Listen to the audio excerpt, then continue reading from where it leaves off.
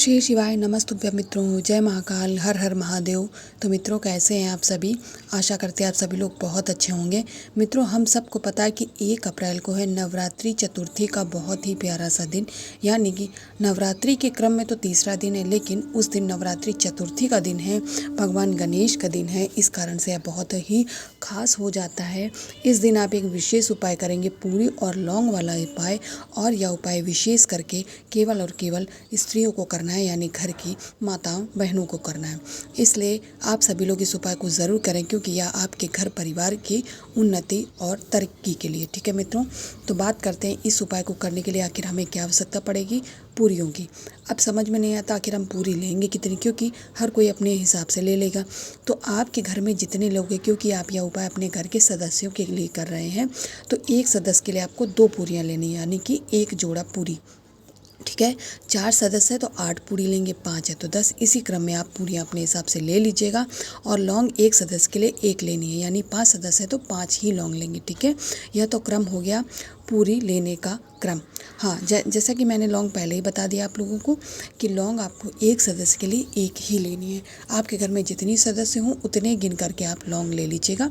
इसके बाद में तीसरी जो चीज़ है वो हमें बनानी है आटे की लपसी।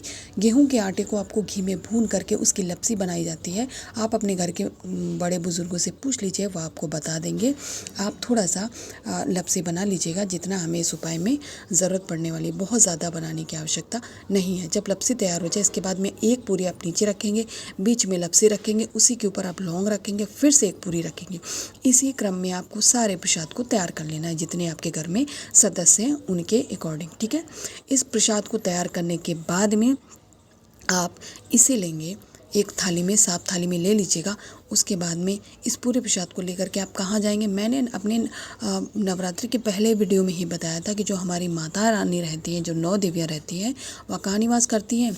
बताइए मित्रों, नीम वृक्ष के पास। ठीक है, यहाँ पे निवास करती। तो आपको यहीं पर ये थाली ले के जानी है, और यहाँ पर जाने के बाद में सबसे पहले आप अपने कुल देवी और कुल देवता का स्मरण करते हुए जो आप प्रसाद लेके गए हैं उसका भोग लगाएंगे, यानी कि उसे आप पूरी का भोग लगाएंगे, उसे समर्पित करेंगे अपने कुल देवी और कुल देवता का स्मरण करते। साथ ही आपको उनसे हाथ जोड़कर निवेदन करना है कि आपके घर में, आपके घर के परिवार के सदस्यों के सुख शांति सदैव बनी रहे, उनकी तरक्की, उनकी उन्नति में कभी कोई बाधा ना आए।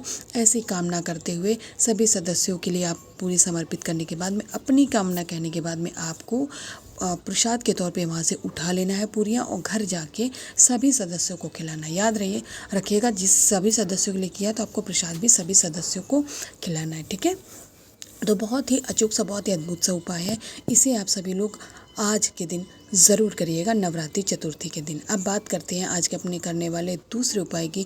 हमारा दूसरा उपाय है घर के अंदर विद्यमान नकारात्मक ऊर्जा को घर से बाहर निकाल फेंकने का उपाय। नकारात्मक ऊर्जा कारण ही घर में लड़ाई झगड़े बराबर बने रहते, ख़त्म नहीं होते हैं ना मित्रों, और भी बहुत सारी परेशानियाँ होती हैं। तो इस नकारात्मक ऊर्जा को दूर करने के लिए आपको लेना पड़ेगा 1 बेलपत्र, केवल और केवल 1 बेलपत्र, कहीं से कटी फकी और खंडित नहीं होनी चाहिए। इसके बाद में आप लेंगे तांबे के एक कलश में अपने घर का शुद्ध जल के साथ में गंगा जल लेना अनिवार्य है, यहाँ पर ऑप्शनल नहीं है। लेने के बाद में जो आपने 1 बेलपत्र ली है, उस 1 बेलपत्र को इसी कलश के अंदर डाल लीजिएगा।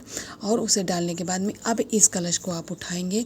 आपके घर के जितने भी कमरे हैं, जितने भी रूम्स हैं, केवल और केवल वॉशरूम को छोड़कर आपको कुंदकेश्वर महादेव का नाम लेते हुए इस कलश को आपको पूरे घर में घुमाना है। ठीक है, कुंदकेश्वर महादेव के नाम से। इस बात का आप लोग विशेष ध्यान रखिएगा। जब आप इसे घुमा चुके हो तो आपके घर में ही जो महादेव का शिवलिंग है वहाँ जाएंगे, अन्यथा घर के पास में जो महादेव जी का मंदिर वहाँ जाएंगे। उत्तर दिशा में मुँह करके खड़े हो जाना मित्रों। इसके बाद में इस कलश का संपूर्ण जल आपको महादेव जी को समर्पित करना है, यानी कि उनका जलाभिषेक कर देंगे, श्री शिवाय नमस्तुभ्यम मंत्र का जाप करते हुए। ठीक है मित्रों, लास्ट में आपको समर्पित कर देना, इस बात का आप लोग विशेष ध्यान रखिएगा। ठीक है, तो मैं आशा करती हूँ कि आप लोगों को यह 2 उपाय तो समझ आ गए होंगे, जो कि आप आज नवरात्रि चतुर्थी के दिन करने वाले हैं। अब अब हम बात करेंगे अपने आज के सबसे अंतिम और तीसरे उपाय की, जो कि आज आप नवरात्रि चतुर्थी पे ही करने वाले हैं। मित्रों, जो हमारा तीसरा उपाय है वह है घर के लड़ाई झगड़ों को समाप्त करने वाला उपाय। मित्रों, आज की जो सबसे कॉमन सी प्रॉब्लम हो गई है, एक रोग बीमारी वाली और लड़ाई झगड़े वाली। इससे तो हर व्यक्ति परेशान है, घर घर का व्यक्ति परेशान है। ना यकीन हो तो आप खुद ही थोड़ा सा विचार करके देखिए कि हर किसी के घर में ऐसी परेशानी है। तो आपको इसके लिए लेना है 5 दूर्वा गिन करके, क्योंकि यह है विघ्नहर्ता भगवान गणेश की सबसे प्रिय भी। और साथ ही में आपको लेना है शहद। आपके अपने घर का शहद हो तो उसे ले लीजिएगा, अन्यथा आप मार्केट वाला भी ले सकते हैं। 1 चम्मच शहद लेंगे, बहुत ज़्यादा नहीं लेना है, ठीक है। शहद और 5 दूर्वा लेने के बाद में आपको लेना है 1 लोटे में, तांबे की लोटे में आपको अपने घर का शुद्ध जल लेंगे। अगर गंगा जल है तो डाल लीजिए, नहीं है तो कोई बात नहीं, आप इसी से इस उपाय को करेंगे। इसके बाद इस कलश को उठाएंगे, बाकी सामग्री को लेकर आप कहाँ पहुँच जाएंगे? देवादिदेव महादेव भगवान शंकर के शिवलिंग के पास जाएंगे। मित्रों, यहाँ पे एक स्थान बताया गया है जो कि है माता अशोक सुंदरी का स्थान। यहाँ पर सबसे पहले आप उस शहद का लेपन करेंगे, ठीक है। माता अशोक सुंदरी के स्थान पर शहद का लेपन करेंगे हाटकेश्वर महादेव के नाम से। और जब आप इन 5 दूर्वाओं को उस पर छिपकाएंगे, तब उस लड़ाई झगड़ा करने वाले व्यक्ति का नाम और गोत्र का नाम आपको अपने मन में स्मरण नहीं करना है, बल्कि महादेव जी से कहना है। और इन 5 दूर्वाओं को इसी शहद पे क्या करना है मित्रों? चिपका देना है। नाम और गोत्र बोलना बहुत अनिवार्य है, तो उसे ज़रूर भूलिएगा।